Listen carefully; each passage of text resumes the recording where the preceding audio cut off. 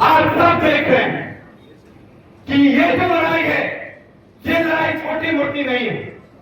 ये जो लड़ाई राहुल गांधी जी इस देश में लड़ रहे हैं, ये हमारे संविधान को बचाने की लड़ाई है। हमारा संविधान क्या कहता है? हमारा संविधान कहता है एक व्यक्ति एक वोट। क्या कहता है?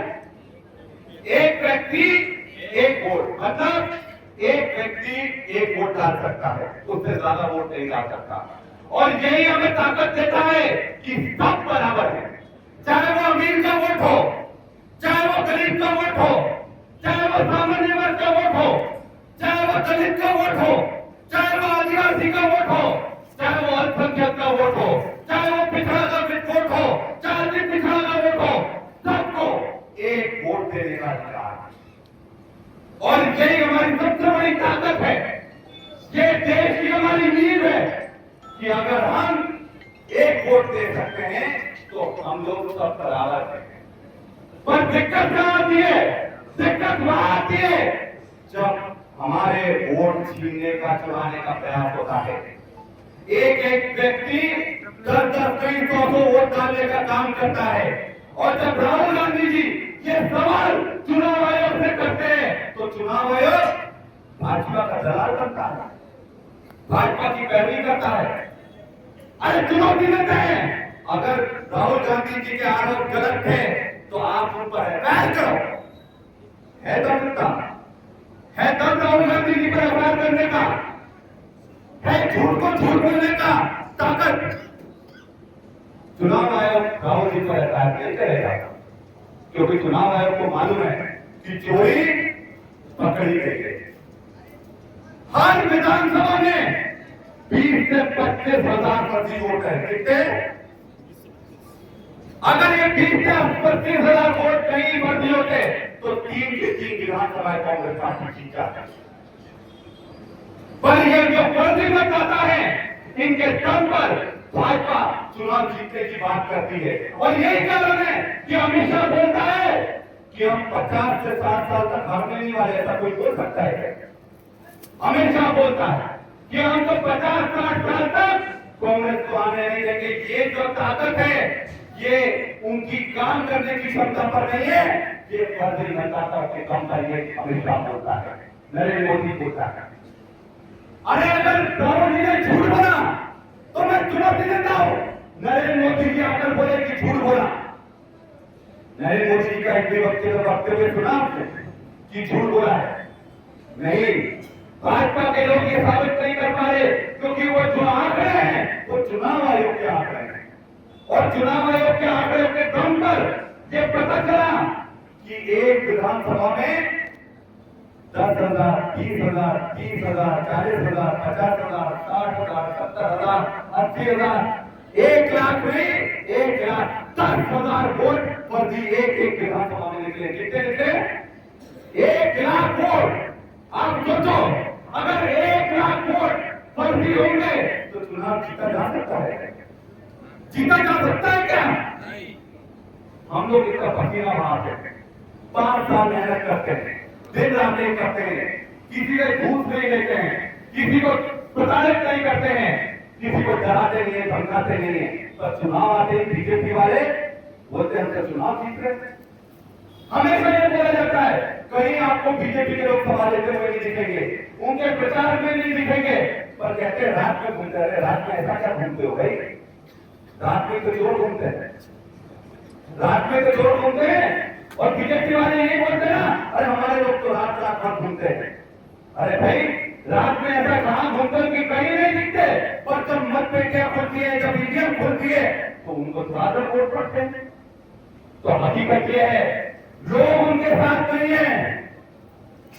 आपने देखा होगा अभी घाट के लिए कितने लोग लाइन लगा रहे कि नहीं लगा रहे? कितने लोग घाट के लिए लाइन में लगे थे? हाथ उठाओ। सब लोग घाट के लिए लाइन में लगे, घाट नहीं मिल रही है। और 700 रुपए 700 रुपए कोई मिल रही। सही गलत तो नहीं बोल रहा हूं, सही है कि नहीं है? चाहे डीएपी हो, चाहे यूरिया हो।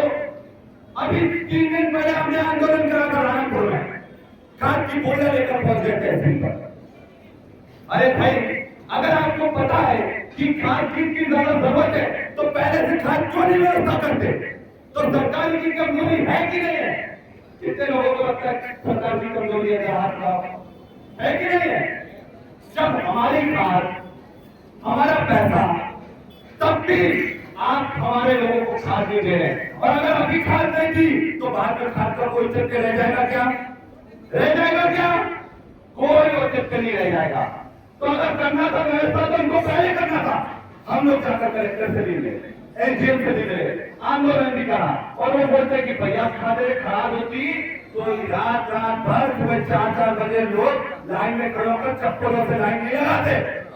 और अगर ये चुनौती देता हूं और चेतावनी भी देता हूं कि अगर ये चलता रहा तो ये जितने लोग चप्पल लगा रहे ना, ये चप्पलों की माला तुम्हें बनाएंगे, ये चप्पलों की माला तुम्हें बनाएंगे। क्योंकि किसान का अधिकार है।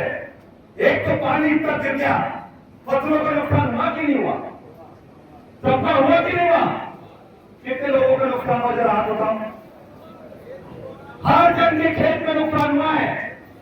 अभी तक सर्वे करने के लिए कोई भी प्रशासनिक अधिकारी आया क्या? कोई नहीं आया। हमने अधिकारियों से बात करी, बोले अभी तो नुकसान ही नहीं हुआ। अरे जब पूरी फसलें चौपट हो जाएगी तब सर्वे करने आओगे क्या? अभी आना चाहिए कि नहीं आना चाहिए? कोई नहीं आ रहा। फसलें खराब होती जा रही है, नुकसान होते जा रहा है, यूरिया नहीं मिल रहा, डीएपी नहीं मिल रहा। और ये कैसे सरकार है? जब बीज की जरूरत होती है बीज नहीं मिलता, जब यूरिया की जरूरत होती है यूरिया नहीं मिलती, जब डीएपी की जरूरत होती है तब डीएपी नहीं मिलता। तो क्या ये सरकार से खरीदने के लिए आप सरकार में बैठे हो क्या? लोगों को लूटने के लिए बैठे हो क्या? आपने देखा होगा एक वीडियो आया भिंड का, आया कि नहीं आया? बीजेपी का विधायक कलेक्टर की कॉलर पकड़ने जा रहा है। आप सोच लो इनके विधायकों की हालत है तो आम जनता की क्या हालत है? सही है कि नहीं है? और थोड़े दिन रुक जाओ, इनके हर मंत्री को झूठे पड़ने वाले हैं, कोई नहीं दिखेगा। भाजपा के लोग आपने देखा होगा धीरे धीरे भाजपा के गमछे कम होते जा रहे हैं। हुआ कि नहीं? हो रहा है कि नहीं हो रहा? हो रहा है कि नहीं हो रहा? शुरू में जब सरकार आई थी तब सब गमछा पहनकर घूमते थे, मतलब सरकारी कार्यक्रम में जाकर देखो सब गमछा पहनकर घूम रहे थे। अब धीरे धीरे सारे गमछे साफ होते जा रहे हैं, क्योंकि गमछे वालों को पहले चिंता पकड़ रही है, जरा भर यूरिया तो लेकर हो रहा है कि नहीं हो रहा? उनके लोगों को पकड़ कर बता तो सही।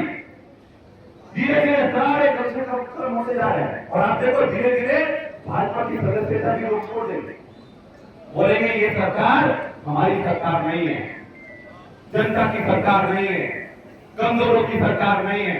और आपको बता दूं, आज भाजपा के कार्यकर्ता भी बोलने लगे कि राहुल गांधी एक ना एक दिन प्रधानमंत्री बनेगा। हम तो पहले से बोल रहे थे, पर भाजपा के लोगों को भी अब समझ में आ गया है कि अब राहुल गांधी को प्रधानमंत्री बनने से कोई ताकत नहीं हो सकती, क्योंकि इसका काम उन्होंने करा है। कमजोर वर्ग की आवाज कौन है? बोलो कौन है कमजोर वर्ग की आवाज? तो जोर से बोलो, कमजोर की आवाज कौन है? दलितों की आवाज कौन है? पिछड़ों की आवाज कौन है?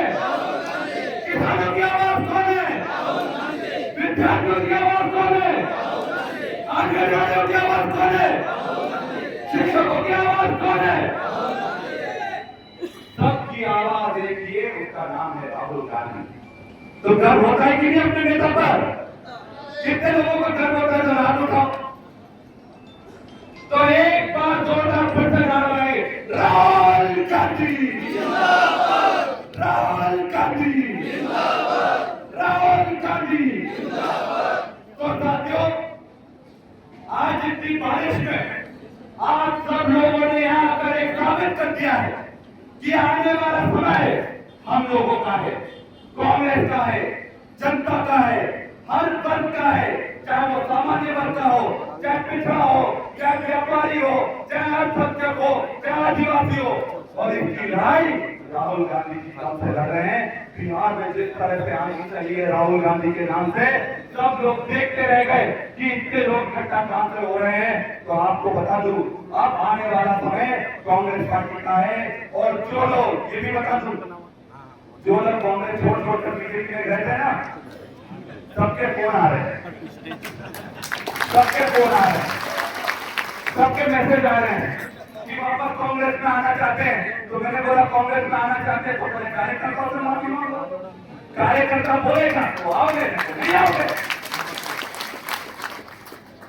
जितने लोग गए सोचकर गए थे बड़े नेता बन जाएंगे, वहां जाकर वहां पर गलियों के ऊपर नहीं उठ पा रहे हो। यहाँ सम्मान मंच पर देते थे, अब वहां पर गलियों के ऊपर नहीं उठ पा रहे हैं। तो आप समझ लो, ये ताकत है कांग्रेस की कि जो लोग बिकाऊ थे वो चले गए, आज यहाँ पर सिर्फ टिकाऊ लोग बचे हैं और आप लोग कांग्रेस के सबसे हर व्यक्ति टिकाऊ है। देखिए, अच्छा बुरा समय तो हर व्यक्ति का आता है। हमारी पार्टी ने इतना संघर्ष करा, लड़ाई लड़ी, हमें कुछ नहीं मिला। सरकार 1 साल के लिए आई, फिर बीजेपी ने वो सरकार गिरा दी, हमारे विधायक नहीं करता। पर आज जो सुकून मिलता है ना कांग्रेस के गिराने में, उसका कोई जवाब नहीं है कि हम लोगों ने अपना ईमान दिखाया कि हमें गर्व है। रात को हम कैसे तो पाते हैं कि हमारा ईमान कोई नहीं खरीद कर पाया, चाहे वो पैसे से हो, पावर से हो, कोई नहीं खरीद सका। हम राहुल जी के बब्बर शेर हैं। कितने लोग राहुल जी के बब्बर शेर हैं यहाँ पर? और शेरियां भी ऐसा मत समझो, कितने लोग बब्बर शेर हैं? सब लोग हैं कि नहीं है? तो लड़ने के लिए तैयार हो, क्योंकि ये बीजेपी सत्ता आराम से छोड़ने वाली नहीं है। आने वाले समय में एक बड़ा जन आंदोलन होने वाला है। वो जन आंदोलन के लिए तैयार हो। आपको कभी भी खबर आ जाएगी कि राहुल गांधी जी को जेल में बंद कर दिया, मैं आपको लिख कर दे रहा हूं। कभी भी खबर आ जाएगी कि राहुल गांधी जी को रोक नहीं पा रहे तो उनको जेल में डाल दो। तो याद रखना, जिस दिन राहुल गांधी जी को जेल में बंद करा, कितने लोग जेल जाने के लिए तैयार है? जरा हाथ उठाओ। सब लोग तैयार हो कि नहीं हो? जिस दिन राहुल गांधी जी को जेल में बंद करने की इन्होंने ताकत लगाई, हम सब लोग जेल भरो आंदोलन करेंगे पूरे देश में। करोगे कि नहीं करोगे? करोगे तो नहीं? लड़ोगे जमकर? तो हाँ, लड़ने के लिए तैयार हो जाओ। संघर्ष शुरू होने वाला है। आदिवासियों की लड़ाई जो लड़ रहे हैं और जो आजादी की दूसरी लड़ाई लड़ रहे हैं, राहुल गांधी जी हम सबके नेता है, हमारा नेतृत्व कर रहे हैं और हमें उन पर पूरा विश्वास है कि हम लोग पूरे दम से लड़ाई लड़ेंगे। तो एक बार फिर से